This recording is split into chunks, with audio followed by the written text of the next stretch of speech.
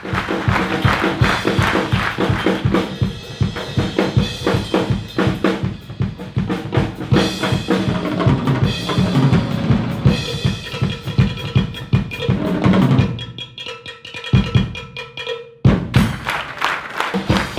de toutes pièces un événement comme ça, c'est pas simple, quoi. Il faut se donner les moyens, il faut aller rencontrer les gens, les élus, faut se battre un peu pour que ça marche, et puis ça marche, quoi.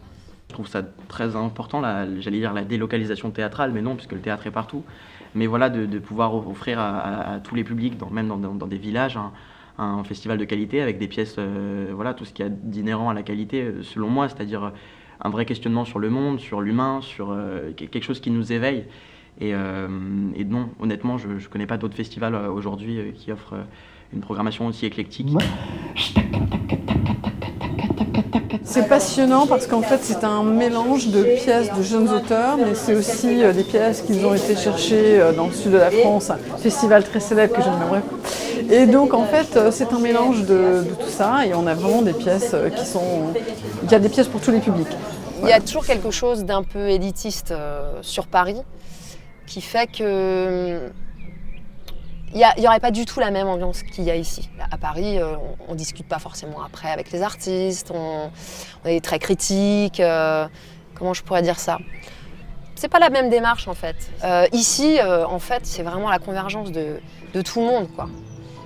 C'est du tout public, bon, pour la plupart des spectacles. Il y a même des pièces en anglais. Tout le monde s'y retrouve ici.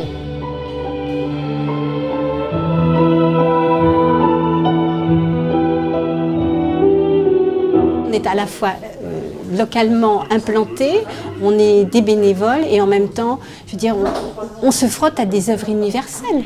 Je pense que le théâtre met un peu, en tout cas ce théâtre-là anglais surtout, va mettre en jeu des questions qu'on se pose souvent à l'intérieur, mais qui sont passées comme des nuages, quoi, qui sont passées comme des émotions.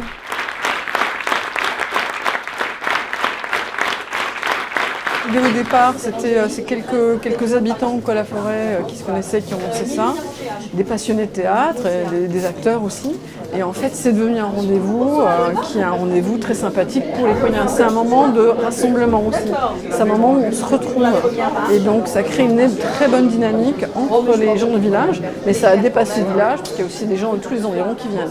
Même plus qu'un bel avenir, je souhaite que ce festival soit éternel et vraiment c'est très important de continuer à faire du théâtre et à faire voyager les gens avec des textes, avec des réflexions, des pièces, et que les petits comme les grands puissent s'y identifier et voyager et surtout rêver, puisqu'on a pas mal besoin de rêver en ce moment.